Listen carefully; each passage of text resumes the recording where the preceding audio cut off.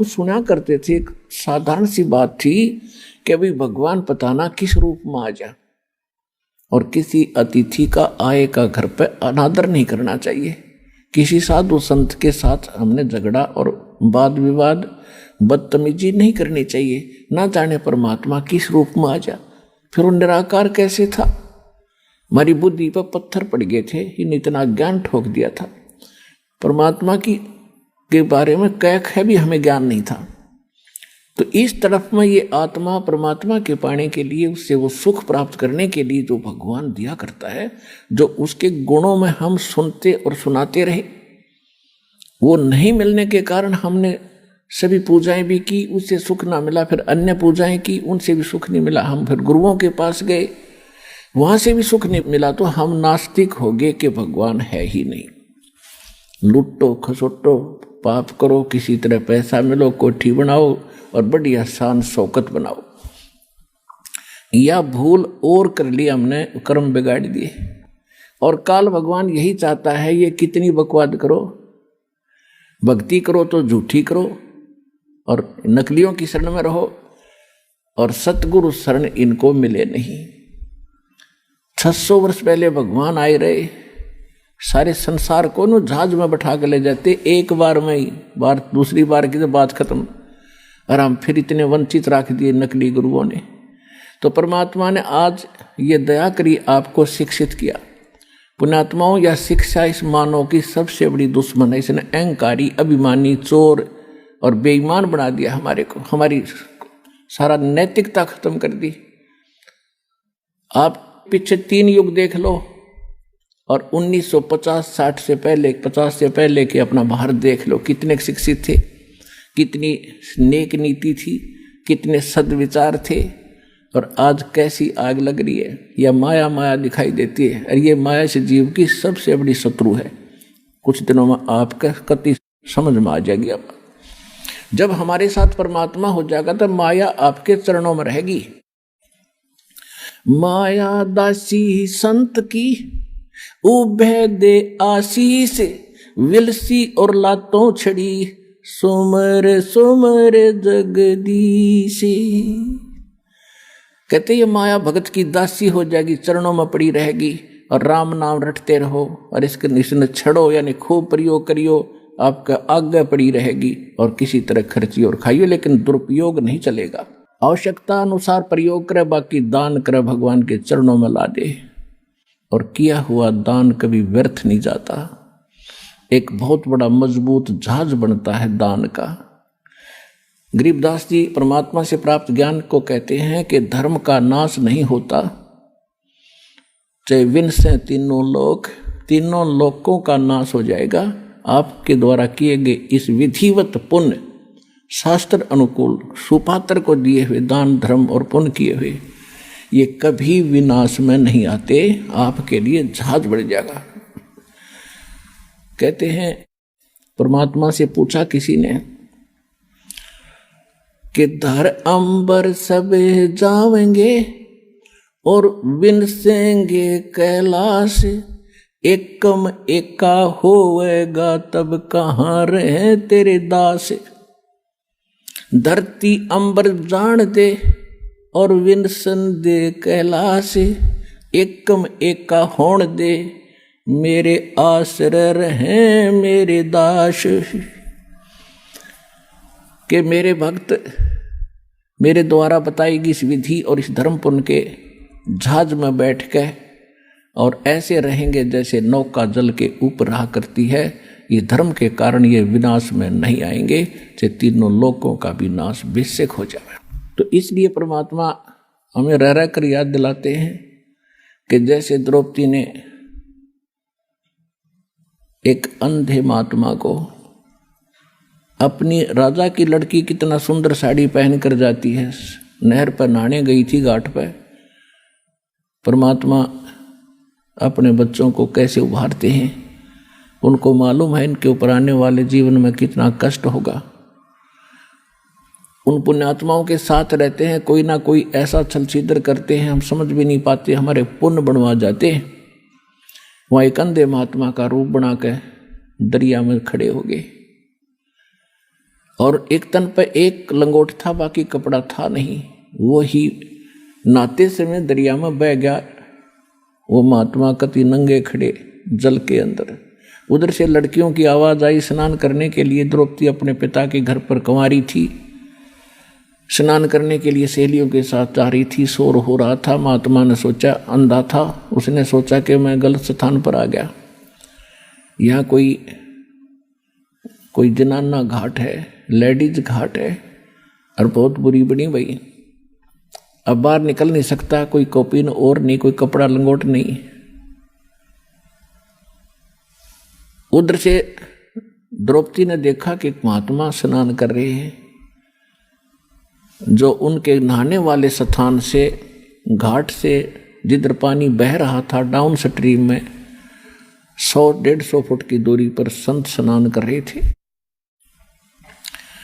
अब कहते हैं साधु दर्शन राम का और मुख पर बसे सुहाग। बोलेंगे भगवान की चर्चा करते हैं और दर्श उन्हीं को होते जिनके पूर्ण भाग। कबीरा दर्शन राम का, परमात्मा आवे याद, और लेखे में वो समय बाकी का समय बर्बाद है। तो लड़की ने सोचा था कि महात्मा से चर्चा सुनूंगी, फिर उसने सोचा कि नहा रहे हैं, नहा लेने दो, तब तक मैं भी स्नान कर लेती हूँ।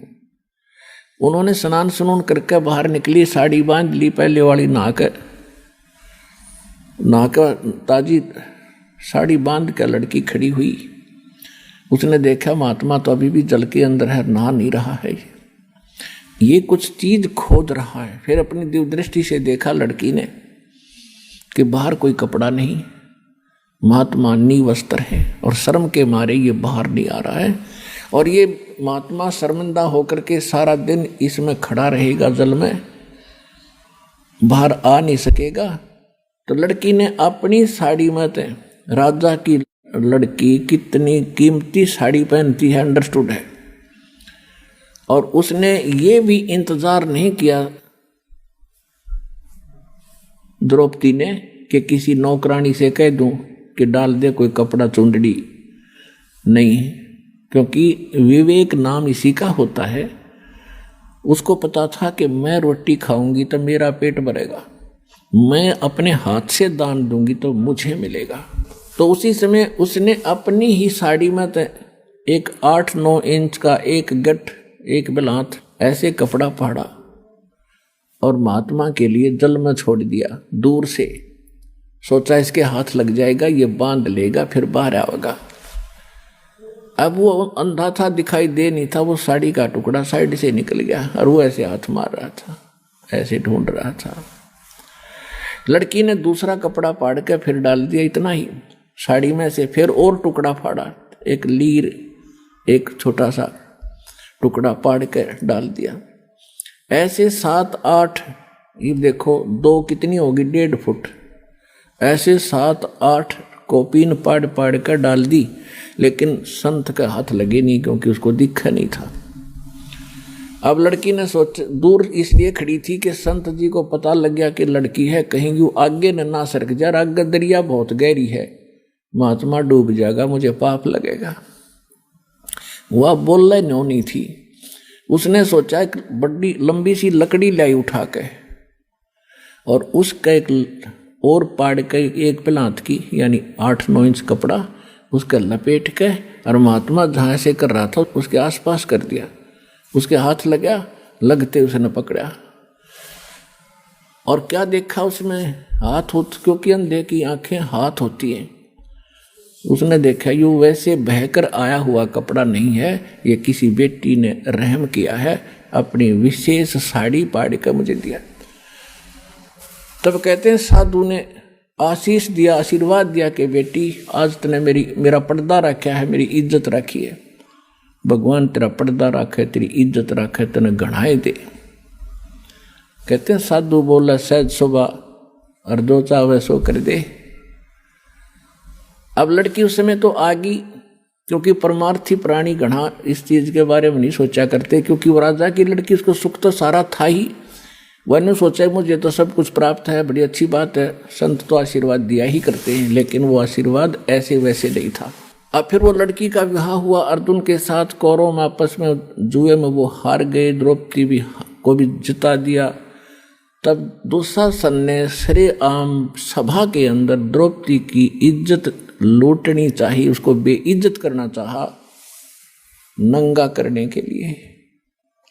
और वहां पर कौन बैठे थे? भीष्म पितामह, द्रोणाचार्य, कर्ण आदि तीन तो ऐसी हस्ती बैठी थी जो विशेष आदरणीय थी उन पूरे कौरव और पांडवों के लिए। एक विदुर थे उनके चाचा, पांडवों के, कौरवों के चाचा विदुर थे। और भी बहुत से लोग बैठे थे, सभासद बैठे थे। दुर्योधन ने दुशासन से कहा कि हम अंधे हैं, अंधों की संतान हैं, क्योंकि द्रौपदी ने एक दिन व्यंग कर दिया था दुर्योधन के ऊपर। राजा युधिष्ठिर ने शीशे का महल बनवाया था और दुशासन को आमंत्रित किया था सभी को कि आइयो हमने मकान बनाया, भोजन पाइयो। दुशासन की टक्कर लगी शीशे में, दिखा को नहीं, वो गिर गया। द्रौपदी खड़ी होकर हंस रही थी और कहने लगी अंधों के अंधे ही पैदा होते हैं। वैसे इस तरह की बकवाद हमने देखो शिक्षा इनसे ये लेनी चाहिए कि इस तरह के व्यंग हमने नहीं कसने चाहिए। और फिर भी एक लड़की ने स्वाभाविक देवर भाभी के हिसाब से उसने कह भी दिया था तो के बिजली गिर गई। इतना दुख मान गया वो साकेट व्यक्ति कि इसने ये शब्द बोल कैसे दिए, गंदा गंदे होते हैं, इसको मजा चखाऊंगा। पुण्यात्मा परमात्मा बताते हैं कि सोना सजन और संत ये टूट जुड़े 100 बार, दुर्जन और पाका कलश एक धक दरार। जैसे मटका होता ना गड़ा पक्का, वो एक बार थोड़ी सी क्रैक हो गया तो दोबारा नहीं सेट हो सकता, उसको कितना कुछ कर ले उसमें नारी की नारी वो पहचान रहेगी। ऐसे दुष्ट व्यक्ति एक बार नाराज हो गए वो सेट नहीं होते। और सोना और सजन अच्छी आत्मा और संत भक्त थोड़ी एक बार कवा सुनी हो भी गई तो कभी याद भी नहीं रखते मेरी इसकी कभी लड़ाई हुई थी, ऐसा स्वभाव होता है। जैसे सोने का कोई आभूषण है उसको टुकड़े कर दिए और फिर दोबारा उसको बना दिया जाता है आभूषण, उसकी पहचान भी नहीं रहती, ऐसा मेल खा जाता है। तो दुर्योधन जो था वो पाका कलश था, एक के बात पर इतना दुख मान गया कि नो कर दूंगा वह, तो उसका प्रतिफल लेने के लिए उसने सारा षड्यंत्र रच कर पांडवों से राज भी जीत लिया, द्रौपदी भी जीत ली अटपट करके। अब दुशासन से कहा दुर्योधन ने कि इस द्रौपदी को नंगा करो और मेरे जांग पर बिठा दे नंगी करके। बता, सरेआम सभा में ये पंचायत थी, इस महाभारत इस ग्रंथना पढ़ कर हमने आंखें फुड़वा ली। इसमें क्या विचार था? अब वहां सारी सभा बैठी, भीष्म पितामह, द्रोणाचार्य और कर्ण जैसे योद्धा, और भीष्म पितामह तो उनका दादा था, और द्रोणाचार्य गुरु, और कर्ण एक बहुत बड़ा योद्धा थे, और तीनों के तीनों ये वैसे भी सूरवीर थे। तो वहां किसी ने भी ये नहीं कहा दुर्योधन तो के जुल्म कर रहा है, अरे बेवकूफ ये क्या करने जा रहा है तू। देखो सभा पंचायत के अंदर एक नियम होता है, जो नेक व्यक्ति हो जायज बात कहे और कोई ना मानने तो उठ कर चला जा, सभा त्याग देनी चाहिए, वहां रहना भी दोष लगे। तो जब उन्होंने ये कर्म शुरू किया उसी समय विदुर खड़ा हुआ। विदुर ने कहा कि रे नालायक को क्या कर रहे हो तुम, अपनी बहू को और बेइज्जत कर रहे हो। कौरव और पांडव चाचा ताऊ के हो तुम, तुम्हारी और इसकी इज्जत में कौन सा फर्क है। बाहर के लोग ने कहेंगे अपनी इज्जत आप पर तार दी ने। कहते हैं विदुर कह ये बंधु थारा, एक के कुल एक के पर वो परिवार। विदुर के मुख पर लगा थपेड़ा, तू तो है पांडवों का चेहरा। अब दुशासन ने अपने चाचा विदुर का थप्पड़ मारा कि तू तो इनका चमचा है, पांडवों की ओर बोलता हमेशा। और वो कह था न्याय की बात कि भाई इसे तो पांडवों की बहू, ऐसी कौरवों की। बता इसमें किसकी इज्जत खराब, अपनी इज्जत आप ही खराब कर रहे हो। तुम कहते हैं विदुर कहे ये बंधु थारा, ये थारा भाई है, तुम्हारे भाई हैं, और एक का कुल एक परिवार है। विदुर के मुख पर लगा थपेड़ा, तू तो है पांडवों का चेहरा, तू तो है बांदी का जाया। दुशासन ने कहा कि तू तो बांदी से पैदा हुआ है, तेरी मनोवर्ती गुलाम वाली ही है, तू हमेशा ऐसी घटिया बात करता है। तू तो है बांदी का जाया। और भीष्म, कर्ण और द्रोण मुस्काया। जब दुशासन ने अपने चाचा का थप्पड़ मारा और उसको यूं कहा कि तू तो है बांदी का जन्मया हुआ गुलाम, तो उस बात पर वह तीनों, भीष्म पितामह दादा और द्रोणाचार्य गुरु और कर्ण वो सूरवीर, तीनों ने हंसन लगे, मुस्कुराए, एक बहुत अच्छी बात कही। अरे बेशर्मो, खड़ा होकर ये कहना चाहिए था, अरे बेवकूफ, तूने कैसे अपने चाचा पर हाथ उठा दिया, नकमी आत्माओं। अगर उन तीनों में से एक भी खड़ा होकर ये कह देता खबरदार से लड़की का हाथ लगाया, कौरवों की हिम्मत नहीं थी। लेकिन वो बुद्धि भ्रष्ट थे। जब लड़की को नंगा किया जा रहा सरेआम, और वहां बैठे किस लिए, फिर वो उनमें कितनी गंदी सोच होगी ये सहज हिसाब लगाया जा सकता है। तो यहाँ परमात्मा ने सूक्ष्म वेद के अंदर इन पुराने ग्रंथों का भी जूस निकाला है, निष्कर्ष निकाल कर आपको दिया जा रहा है कि जिन ग्रंथों को तुम पढ़ा करते, क्या खाक थे वह। एक जमीन के ऊपर राजपाट पर लड़का मर गए, क्या शिक्षा है इससे, बता। वो जमीन यहीं रहेगी, यू लाल किला यहीं पड़ा है, और वह किधर धक्के खान होंगे नरक में। तो क्या चीज है ये। तो ज्ञान के अभाव से, सतगुरु के अभाव से हम ऐसे ही बिना सिर पैर के ग्रंथों को पढ़कर अपना कल्याण मानते थे। अब क्या होता है कि द्रौपदी ने पहले तो देखा था कि सभा के अंदर मेरे 500 पांडव बैठे, पति और सूरवीर, वो मुझे नंगा होते कैसे देख सकेंगे। लेकिन वो हार चुके थे जुए में, वो बंद गए थे जुबान में, उन्होंने नीची गर्दन कर ली। फिर भीष्म पिता द्रोणाचार्य और कर्ण की तरफ देखा कि ये कैसे सहन कर लेंगे मुझे यहाँ नंगा करते हुए को, लेकिन वो हंस रहे हैं। जब विदुर को थप्पड़ मारा, ऐसे वचन कहे, तब वो समझ गई कि ये सभा ठीक नहीं है। और पुण्यात्माओं, जब तक हम संसार से कुछ आशा रखते हैं कि ये मुझे ये लाभ दे देगा, वो मुझे ये सुख देगा, तब तक परमात्मा साथ नहीं देगा। आप तो सीधम सीधा भगवान से जुड़ोगे, चाहे आपका उंगली का चोट लाग जा, नो यही अर्थ है भगवान आप पे करोगे। भले ही तो मीडिया उसका दवाई बने, डॉक्टर बने, लेकिन करेगा भगवान।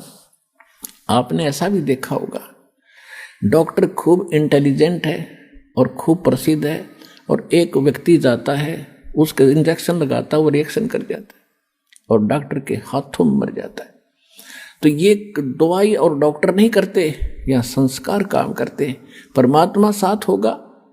जैसे आप देखते हैं कई भक्त, मेरे तो लाखों से ऐसे पाला पड़ा है, कहते हैं जी मैं सब दवाइयाँ खा ली, कोई नहीं लगती, खाते हैं तो रिएक्शन करते हैं, खुजली हो जाती है, नाम शुरू करते हैं, आशीर्वाद प्राप्त करते हैं, वही गोलियां फिर काम करना शुरू कर जाती हैं। तो संस्कार से सब कुछ होता है। तो तब हम परमात्मा हमें पल पल में साथ देगा। छोटे से छोटा भी दुख और सुख आपको अनुभव करा देगा कि मेरे कारण दुख टला तेरा, जब रोज दिखेगा आपने। तो ऐसे जब द्रौपदी ने देखा कि ये कोई साथ दे नहीं रहे, तब भगवान याद आया। और हम भी ऐसा ही करते हैं, जब हमारे यहाँ के सब रास्ते बंद हो जाते ना, औषधि भी काम नहीं करती, जब हम भगवान याद करें। अपने आत्माओं, अब परमात्मा को याद तो सभी करते हैं आपत्ति में, लेकिन किसको राहत मिलती है? या तो उसके पिछले जन्म के पुण्य हो, उनसे भी लाभ दे देता है परमात्मा। और जब पुण्य ही खत्म हो जाएंगे तो बेशक अर्जी लाए जाइए और बेशक प्रार्थना करते रहना, कति सुनाई नहीं होगी। अब जैसे द्रौपदी ने वो एक पुण्य किया था और एक महापुरुष का वचन था, वो महापुरुष भी स्वयं परमात्मा ही थे। कहते हैं सोचल छिद्र मैं करूं अपने जन के काज। तो द्रौपदी कभी किसी जन्म में भगवान की शरण में रही हुई है वो आत्मा, और उनके पीछे परमात्मा कहते हैं जो बच्चा गौ की नजर में न्यो साईं को संत और भक्तों के पीछे फिरे वो भगत वत्सल भगवंत। अब द्रौपदी ने जब याद किया, हे भगवान, आज इज्जत इस दासी की आपके हाथ में है। आत्मा का साथी है भगवान कबीर साहब और मन का साथी है काल। जब हम मन से कुछ पुकार करते हैं तब तक सुनाई नहीं होती, जब इसकी आत्मा रोती है वो भगवान का अंश है। अब यहाँ से जब द्रौपदी ने पुकार की तो धर्मराज के दरबार में, जो यहाँ का न्यायाधीश अकाउंट रखता है, उसके दरबार में इसकी चीख गई, वहाँ गूंजी बुरी तरह। और धर्मदास ने तुरंत उस नंबर की वह फाइल खोली जिसमें उस आत्मा के कुछ पुण्य और पाप डिपॉजिट थे। देखना चाहा कि इस आत्मा का कोई ऐसा कर्म है जिससे मैं मदद करवा सकता हूं।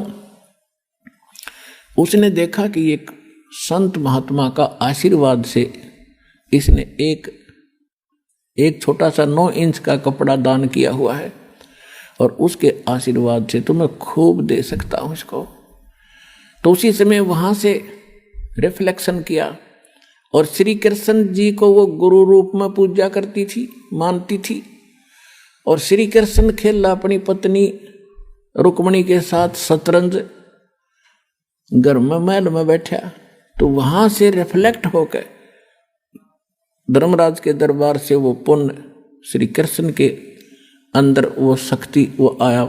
जब वो पास से डाल रहा था श्री कृष्ण, जैसे खेलते हैं ना शतरंज, ऐसे डालते हैं 11 कच्चे 12 पक्के 12 ऐसे। तो उसने पास से डाले थे और एकदम हाथ ऐसे अकड़ गया श्री कृष्ण का और न्यू करने लगा अनंत अनंत अनंत। कृष्ण में भूत सा बढ़ गया।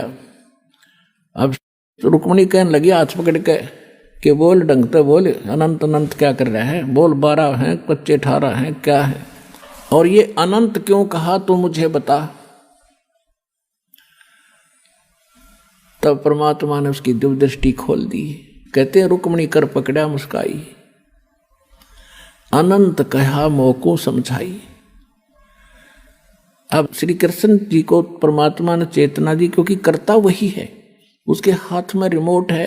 वो कौन से इंस्ट्रूमेंट से कौन सी तोप से कौन सी मिसाइल से कौन सा काम ले, उसके हाथ में रिमोट है। तो श्री कृष्ण जी के अंदर परमात्मा ने वह पावर भेजी, वो पुण्य भेजा। और फिर वो तो वहां उसको दिखा दी कि द्रौपदी को दुशासन ने पकड़ रखा है और उसकी इज्जत खराब करना चाहता है। और तो वहां परमात्मा बुलवा रहे हैं श्री कृष्ण से कि हमरा भगत पे छोड़ी हुई, दुशासन ने द्रौपदी पकड़ी, हमरी भक्त सकल में सिखरी। हमरी भक्त पे छोड़ी हुई तो हमरा नाम न लेवे कोई। यदि भगत ही हानि में रहेंगे तो राम का नाम मिट जाएगा। अब वो तो लग गया खेलन, तंदे ही से पासा डारी और पहुंचे सुख समरूप मुरारी। अब हमने मुरारी नाम श्री कृष्ण का लिख रखा है। मुरारी का वास्तविक अर्थ है राक्षस का शत्रु। अरि माने शत्रु, मुरा माने राक्षस। तो सबसे बड़ा जो राक्षस हमारा कर्म है, पाप कर्म। और उस पाप क्रम रूपी राक्षस ने ना कृष्ण काट सकता, ना विष्णु काट सकता, ना राम काट सकता, ना ब्रह्मा विष्णु महेश, ना शिव। केवल एक परमात्मा कबीर भगवान काट सकता है। तो वो वास्तव में मुरारी है। जैसे वासुदेव श्री कृष्ण को कहते थे, वासुदेव नहीं है श्री कृष्ण। वासुदेव का अर्थ ही कुछ और होता है। वो तो वासुदेव का बेटा था। वासुदेव एक व्यक्ति था, लेकिन वेदों में वासुदेव परमात्मा का अलंकृत नाम है, उपमात्मक नाम है, जिसकी प्रभुता सबके ऊपर हो, जिसका वास सब जगह हो, उसको वासुदेव कहते हैं। तो ऐसे ही है मुरारी। तो यहाँ गरीबदास जी की वाणी को समझने के लिए इस दास के इसलिए आवश्यकता पड़ी, परमात्मा ने ये बुद्धि दी। तो कह रहे हैं गरीबदास जी के रुक्मणी कर्म पकड़ा मुस्काई, अनंत कहा मोको समझाई। क्या कहते हैं श्री कृष्ण जी से अंदर से आवाज आ रही है कि दुशासन ने द्रौपदी पकड़ी और हमारी भक्ति सकल में सिखरी। और जब हमारी भक्त पे छोड़ी हुई, हार में आ गई हमारा भक्त, तो हमारा नाम न लेवे कोई। तंदे ही से पासा डारी। श्री कृष्ण तो वहाँ खेल रहा है और पहुंचे सतलोक से आके सूक्ष्म रूप मुरारी, और खेचत खेचत खेच कसीसा सिर पर बैठे हैं जगदीशा। अब ये लीला क्यों करी कि न्यू बिना पता ना लागो भगवान ने मदद करी है द्रौपदी की। तो जिस कारण से सब लीला परमात्मा करके इस युग तक, इस समय तक परमात्मा में आपकी आस्था बना के लाए हैं। और उस कृष्ण और द्रौपदी की इस कथा ने हम आज तक सुनते और सुनाते रहे। लेकिन आपके आज तक कदे हुई ऐसी लीला जो द्रौपदी के साथ हुई थी, इस दास के साथ हुई और इस सब के साथ हो रही है जब सच्चे भगवान से हम जुड़ गए।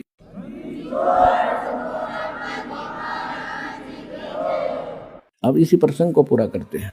कहते खेचत खेचत खेच कसीसा और सिर पर बैठे हैं जगदीशा।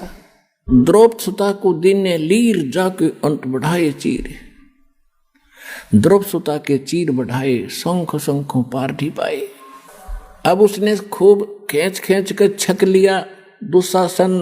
दुशासन इतना तगड़ा आदमी था, कहते 1000 हाथियों जितनी ताकत थी उसमें। जैसे आजकल तो मशीन ये मोटर होती है, उनको हॉर्स पावर से उनको मापते हैं, उनकी ताकत को आंकते हैं। उस समय एलिफेंट पावर से तोला जाता था। 1000 एलिफेंट पावर जितनी ताकत पावर थी उसमें दुशासन में। और द्रौपदी कहते कोमल अबला, और जो भगवान के आश्रय हो गए, कहते न्यू रखूंगा अपने भक्तों को। अब कहते एक कम एक का होण दर भी संदेह कैलाश, मेरे आश्रय न्यू रहेंगे मेरे दास। अब दुशासन के सामने द्रौपदी की क्या औकात थी। एक झटके पता नहीं कहाँ पड़े जाके, और उसका पसीने आगे थक गया वो हार के, उसका चीर खत्म नहीं हुआ। अपने आत्माओं वो बात समाप्त हुई। कुछ दिनों के बाद श्री कृष्ण जब वहां आए पांडवों के पास, द्रौपदी ने पूछा कि हे परमात्मा, हे गुरुदेव, मुझ दासी पर आपने कौन से पुण्य की या कृपा करी जो मेरा चीर बढ़ा दिया। अब श्री कृष्ण जी को दिव्य दृष्टि दी भगवान ने। उसने देखा कि द्रौपदी, एक समय तू स्नान करने गई थी जब तू अपनी माँ के घर थी, विवाह से पहले कुंवारी थी। उस समय तूने एक अंधे महात्मा को एक साड़ी का टुकड़ा पाड़ के दिया था, एक बिलांत का, और जिसके कारण परमात्मा ने तेरा यो चीर बढ़ाया बहन। अब द्रौपदी का फिर वो रिमाइंड हुआ पिछली बातों को। अच्छा हे भगवान, अब थोड़ी थोड़ी याद आती है मुझे कि सचमुच अब क्या कहती है द्रौपदी कि 1 लीर के कारण, यानी 3 फुट बाई 9 इंच के कपड़े के कारण, और मेरे बढ़ गए चीर अपार। और जब मैं पहले समझ लेती उस संत को तो सर्वस देती वार। ओए होए होए।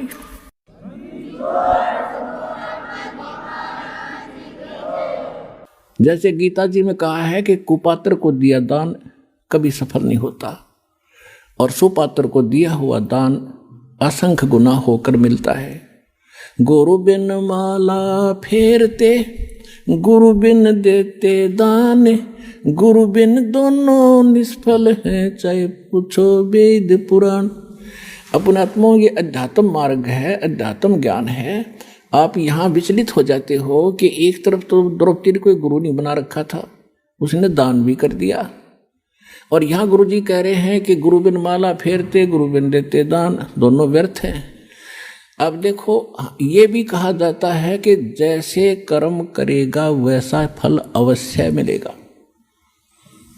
अब द्रौपदी ने दान किया, एक जरूरतमंद व्यक्ति को यानी सुपात्र को दान दिया, तो वो फल उसको मिला, लेकिन वो फल मिलकर भी निष्फल रहा, क्योंकि मोक्ष ज्यों का त्यों रह गया। और यदि वो गुरु पूर्ण बना करके फिर ये ऐसे दान भी करती तो मोक्ष भी होता और ऐसी आपदा भी टलती। तो इस प्रकार द्रौपदी ने फिर कहा, हे गुरुदेव, वो ऐसे महापुरुष थे, यदि मेरे 1 लीर के कारण और ये बढ़ गए चीरों पार और इज्जत रही हुआ न्यारी, और जब मैं पहले जान लेती कि ऐसे महापुरुष हैं तो सर्वस देती वार, पता नहीं कितना दान कर देती, कितनी सेवा करती। तो भगवान आकर चले गए 120 वर्ष तक। जब हम इतने जानन जोगे होते तो चरना पड़ जाता पूरा विश्व, जिसमें परमात्मा दुल्हा रूप में यहां प्रकट थे। तो इस ज्ञान कराने के लिए ही सतगुरु की आवश्यकता पड़ती है कि वो जौहरी बता सकता है कि ये है लाल, इसको परख कर देख रखा मैंने। तो ये दास वो सतगुरु रूपी जौहरी बना और कूड़े की टोकरी में पड़े इस लाल कबीर को परखा, और आज आपने बरत के देख लिया 100 का 100 खरा। तो कहते समझा है तो सिर दर पाऊं भौर नहीं रे ऐसा दो। तो कहते दान इतना अनिवार्य है भक्ति में। जैसे मंत्र आपको दे दिया, ये तो बीज बो दिया, और बीज बोने के बाद खेत में जब सिंचाई नहीं करी, खाद नहीं डाला, तो किसान के खटेगा नहीं। इस प्रकार नाम लेकर के आप दान की हिम्मत करके देखो, क्योंकि यहां तो खुली किताब है, पर आप दोगे भगवान के नाम, और भगवान फिर अपने बच्चों के लिए कहीं खर्च करे उसको, तो फिर उसका कई गुना फल मिलता है। और ये दान आपको इतना लाभ देगा आप सोच भी नहीं सकते। पहले आप दान करते थे, पता नहीं कहीं दान भी कर देते थे, वो आपको मिलता अवश्य, मनमाने कुत्ता बन जाते। अच्छा दान किया हुआ व्यक्ति जो गुरु नहीं पूरा मिला, और कुत्ता बन कर वो एक सेठ के यहाँ होता है, गाड़ी में चलता है और अलग से कमरे में रहता है, एसी लगा हुआ है उसके लिए, और खाने के लिए समय पर, और जांच होती है डॉक्टरों से, वेटरनरी सर्जन से। उसका ड्राइवर आदमी होता है और कुत्ता मालिक की सीट पर बैठकर चल रहा होता है। तो उस पुण्यकर्मी प्राणी ने किसी जन्म जन्मांतर में खूब दान किए, भंडारे दिए, कंबल बांटे, सारा कुछ किया, लेकिन गुरु ना मिला पूरा। गुरु ना मिलने से उसको किया हुआ तो मिला, लेकिन कुत्ते की जोनी में मिला। यदि वो शास्त्र अनुकूल साधना और गुरु के अनुसार पूरे संत के माध्यम से ये सभी कुछ करता तो मनुष्य जीवन मिलता, और न्यायकार कोठी सुविधा मिलती, और मनुष्य जीवन में फिर कभी ना कभी भगवान और सतगुरु मिल ही जाते। अब कुत्ते की योनि में उसने सारी सुविधा ले ली, फिर बन गया सुअर या गधा, बताओ उसने फिर क्या सुविधा मिलेगी।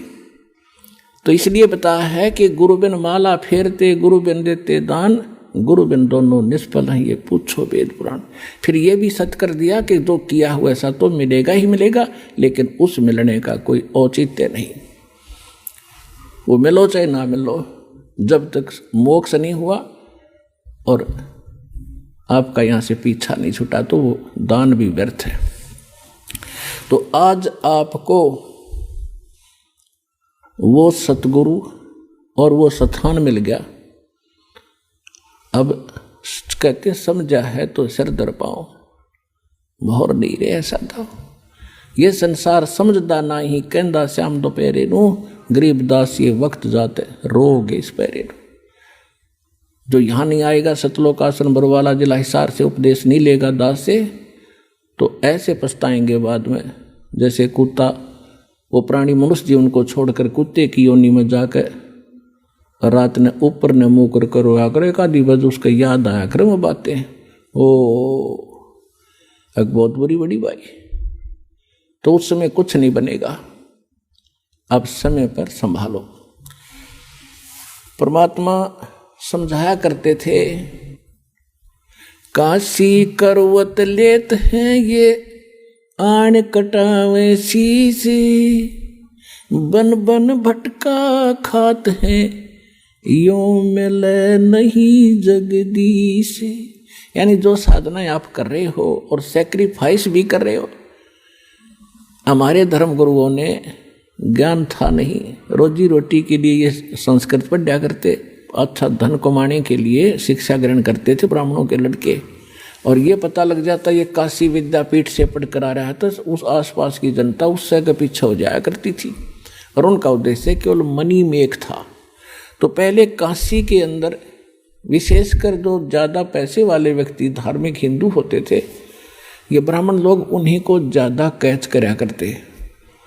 तो उनमें क्या था कि उन्होंने एक रूमर फैला दी कि भाई जो काशी में मरेगा वो तो जाएगा स्वर्ग में, और फिर एक उन्होंने बताया कि जो मगहर एक स्थान है उत्तर प्रदेश गोरखपुर के पास, उत्तर प्रदेश में गोरखपुर शहर के पास, अब उसका संत कबीर, जिला संत कबीर नाम रख दिया उस क्षेत्र का।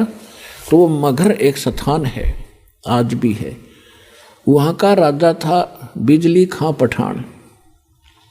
वो परमात्मा का शिष्य हुआ था। कैसे हुआ था कि वहाँ अकाल गिर गया था मगहर क्षेत्र में, उसकी राज्य में, और सारे जंतर मंतर करवा लिए थे, हाहाकार मच गई थी। तब किसी ने बताया था कि कबीर नाम के एक महापुरुष काशी में रहते हैं। काशी का राजा वीरदेव सिंह बघेल भी परमात्मा का शिष्य था। उसके मगहर के जो राजा थे बिजली खां पठान, वो बिजली खां पठान ने पता लगने के बाद परमात्मा को प्रार्थना करके अपने घर लाए थे मगहर में। तो परमात्मा के आशीर्वाद मात्र से वहाँ इतनी गजब की वर्षा हो गई थी, सारा पानी पानी भर दिया था। लंबी कथा पहले फिर कभी सुनाएंगे। अब ये सिर्फ एक जो आज विशेष सत्संग का कुछ अन्य है, जिससे प्रभावित होकर के वो मगहर के सभी हिंदू, और उसमें 50-50 हिंदू और मुसलमान है मगहर नगर में। एक कस्बा सा है मगहर, जैसे बरवाड़े से भी छोटा, तो उसमें और छोटा गांव सा था। तो उसमें 50-50 हिंदू और मुसलमान हैं। सारे के सारे परमात्मा के शिष्य हो गए, क्योंकि सारे मरे थे, तड़फे थे, कति एक एक दिन गणे थे, घास फूस खाकर जीवन व्यतीत कर रहे थे। तो सब ने परमात्मा की दीक्षा ली। बिजली खां पठान ने भी मस्तक टेक दिया। और वहाँ कहते हैं मुसलमान, एक मुसलमान था, उसके संतान नहीं थी, 60 से ऊपर उम्र होगी थी दोनों की। तब परमात्मा से अर्ज करी थी, परमात्मा ने आशीर्वाद दे दिया था, बेटा यह भी समस्या तेरी हल हो जाएगी। 10वें महीने लड़का हो गया। उसका आज पूरा मोहल्ला बना हुआ है, पूरा सैकड़ों घर। उसका नाम रखा हुआ मगहर में मोहल्ला कबीर करम। मोहल्ला कबीर करम, यानी करम माने कृपा, रहम। कबीर परमात्मा की रहमत का प्रसाद रूपी यो मोहल्ला, ये सारे उसके आशीर्वाद से हम आज विद्यमान हैं। हम गए थे वहाँ पर, हम वहाँ गए थे, अब 2-3 बार देख कर आए, संगत को भी लेकर गए, ताकि आने वाले समय में वो प्रत्यक्ष दृष्टा मेरे साथ गए थे भक्त, अपने भाई बहनों को विश्वास दिलाएंगे कि सचमुच ऐसा है, हम देख कर आए थे। तो वो बिजली खां पठान उनका शेष हो गया। और काशी के जो पंडित जी थे, इन ब्राह्मणों ने एक अफवाह फैला रखी थी कि जो मगहर मरेगा वो गधा बनेगा, क्योंकि उस मगहर की पृथ्वी को भगवान शंकर जी ने श्राप दे रखा है। वहाँ जो मरेगा वो गधे की जुन्नी में जाएगा। और साथ में उस मगहर के साथ से एक दरिया बहा करती थी, उसका आमी नदी नाम था। अब भी है वो दरिया, अब भी है, लेकिन वो सूखी है, थोड़ा पानी चलता उसमें। तो वह कति सूख गई थी। कहते हैं भगवान शिव ने उसको श्राप दे दिया, उसका पानी खत्म कर दिया। ठीक है, अब वो सूखी पड़ी थी। उस मगहर के नीचे का पानी खराब है, वहाँ नहीं था उस समय। तो ये समस्या उनको बनी रहती थी। उधर से परमात्मा कहा करते थे कि भाई जो आपके धर्मगुरु कह रहे हैं कि जो मगहर मरेगा वो गधा बनेगा और नरक में जाएगा, और जो काशी में शरीर छोड़ेगा वो स्वर्ग में जाएगा। परमात्मा कहा करते थे कि भाई पुण्य करने वाला और पूरे गुरु से जो मंत्र लेकर शास्त्र अनुकूल साधना करने वाला, वो कहीं पर भी मरो वो अपने उस इष्ट धाम में जाएगा। ये आपको भ्रमित कर रहे हैं, झूठ बोल रहे हैं तुम्हारे गुरुजी। तो वहाँ क्या करते थे, काशी के अंदर इस बात को सिरोधार्य करके हमारे पूर्वजों ने, समझदार व्यक्तियों ने ये सोचा कि भाई मरना तो है, वृद्ध हो गए, और क्यों ना हम काशी में चले जावा, काशी क्षेत्र में, बनारस में, और वहाँ मृत्यु हो जाए तो स्वर्ग तो चले जाएंगे। तो उन्होंने अपने बच्चों से कहा कि बेटा हम वृद्ध हो गए, हमारी व्यवस्था कर दो, हम वहाँ रह लें धर्मशाला वगैरह में, और कभी भी प्राण छूट जाएंगे हम स्वर्ग तो चले जाएंगे। तो माता पिता के लिए बच्चे कुछ भी करने को तैयार होते हैं। उनको मालूम है कि इन्होंने तुम्हें कैसे पाला पोसा है, और ये 2 वर्ष 4 वर्ष के हैं, इनको वहाँ छोड़ दिया। धर्मशालाओं में रहने लग गए, फिर उन धर्म गुरुओं से कथाएं सुनते तो वहाँ रहने लगे। तो उन धर्म गुरुओं ने एक स्कीम बनाई कि भी अपने अपने अक्षेत्र के व्यक्तियों को तुम अपने घर रख लो, इनको वहाँ क्या करेंगे, इनका जो वहाँ खर्चा होता है वो खर्चा हम ले लेंगे, और ये हमारे यहाँ कथा भी सुनते रहेंगे। 2-4 आदमियों की रोटी बनती है, 2 ये भी खा लिया करेंगे। तो उन्होंने ऐसा उन बुजुर्गों के बच्चों से कहा कि भाई तुम इन अपने माता पिता को हमारे घर छोड़ दो, अपने अपने धर्म गुरुओं के पास छोड़ दिया, और जो दान दक्षिणा आप देना हमें देते रहना। तो उन्होंने तो खुश हो गए, भाई ठीक है, रोज कथा सुना करेंगे, गुरु जी के दर्शन करेंगे। तो उन्होंने उन धर्म गुरुओं ने यो सरदर्द मोल ले लिया। अब एक धर्म गुरु के उस मकान में 50-50 बुढ़े बुढ़िया बैठ गया आके लालच में। अब घर में बूढ़ा बुढ़िया को एक का संभालना मुश्किल हो जाता है, मतलब ये बस की बात नहीं है। उस अतिथि में एक ही बुजुर्ग को संभालना कठिन होता है, और उन्होंने 10-10 20-20 इकट्ठे कर लिए। अब उन्होंने फिर स्कीम बढ़ाई, किया तो बहुत बूढ़ी बनी भाई, ये कितना थूके हैं, कितना मुत्ते हैं, कितना टट्टी कर दे हैं, बता क्यों कर संगवावा इनने। तो उन्होंने क्या स्कीम बनाई, मीटिंग करी गुप्त कि गंगा के किनारे, गंगा दरिया के किनारे एक आरा लगा दिया, करौत जो लकड़ी काटने का होया करे, वो आदमी काटने के लिए,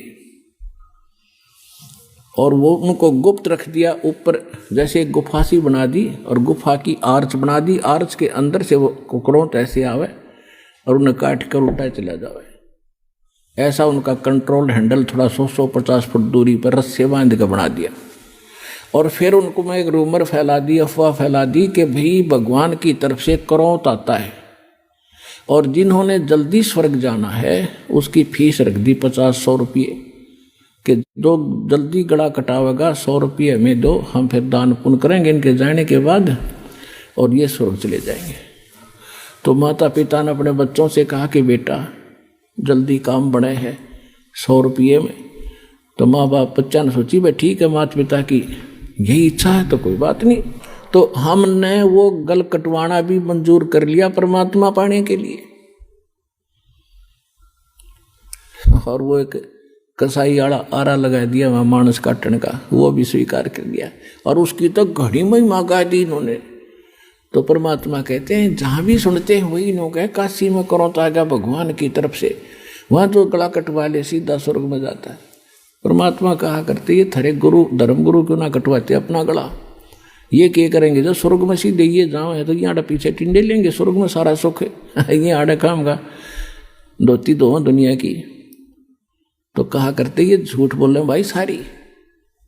फिर भी परमात्मा दूसरे तरीके से समझाते हैं, काशी क्रोत लेते हैं वहां जा कटावे शीशे, और बन बन भटका खाते हैं भाई ऐसे नहीं मिले जगदीशे।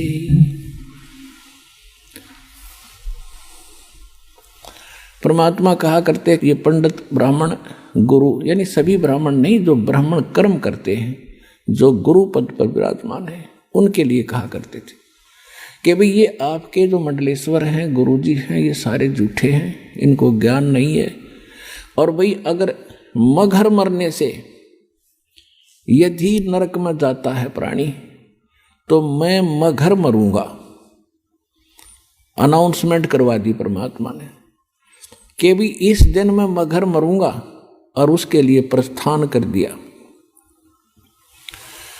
120 वर्ष की आयु थी परमात्मा की उस समय, 120 वर्ष, और 120 वर्ष की आयु में 200 किलोमीटर पैदल चल कर गए। तो कहने का भाव ये है हर एक बात से पता चलेगा वो क्या थे। तो जब उन्होंने ये पता लगा, बिजली खां पठान को पता लगा कि गुरुजी यहाँ आ रहे हैं और यहाँ अपना शरीर छोड़ेंगे, और उधर से वीरदेव सिंह बघेल काशी नरेश को पता चला कि गुरुजी वहाँ जा रहे हैं अपना अंतिम सफर करने के लिए इस शरीर का, यानी वहां शरीर छोड़ेंगे। तो वीरदेव सिंह बघेल ने काशी के नरेश, वो हिंदू था, और बिजली खां पठान जो है वो मुसलमान था। तो यहाँ के हिंदू जो शेष थे कबीर साहब के, इंक्लूडिंग वीरदेव सिंह बघेल, इन्होंने स्कीम बना ली कि वहाँ मुसलमानों का अक्षेत्र है और वो गुरुजी की बिरान माटी करेंगे, जमीन में दबेंगे, और मुसलमान रीति से वो इनका अंतिम संस्कार करेंगे। ये हम नहीं देख सकेंगे, हम अपनी रीति से उसका संस्कार करेंगे और सबको यहाँ लाएंगे बनारस में। यदि सीधे हाथों बिजली खां नहीं मानेगा तो युद्ध करके लाएंगे। इस उद्देश्य से सेना साथ ले ली, और वो से दर्शकों की तो कहना है ना कितने चाल पड़े। बिजली खां पठान को पता चला सबकी व्यवस्था की, परमात्मा पहुंच गए। तो बिजली खां पठान ने कहा कि भगवान, यहाँ पर एक सबसे बड़ी समस्या हमारे लिए ये है कि यहाँ कोई जल नहीं है और आदमी गणे आगे, चारों तरफ से दर्शक भी आगे हैं, इनके नहाने और धोने की व्यवस्था नहीं हो पाएगी। बाहर से कुछ जल मंगा रखा है, केवल पीने की व्यवस्था हम कर पाए हैं। परमात्मा ने कहा कि मैं पहले बहते जल में स्नान करूंगा और फिर मैं शरीर छोड़ूंगा। तो बिजली खां पठान ने बताया कि महाराज, यहाँ साथ में भगवान एक आमी नदी बह रही है, बहा करती थी, अब सूखी पड़ी है।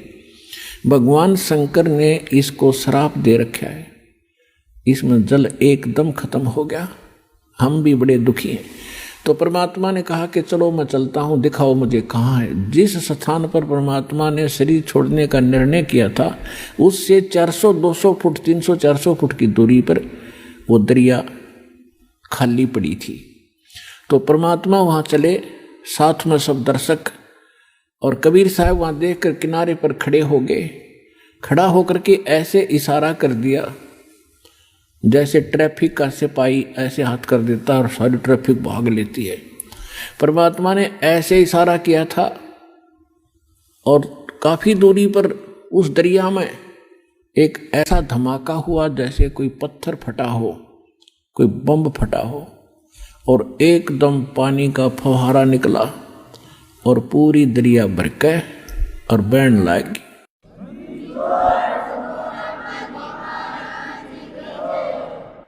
ऐसा निर्मल जल सतलोक से भेजा भगवान ने। वो तो बहाना था, खुड़के दुड़के गाते। तो फिर सब ने स्नान किया और नहाए धोए।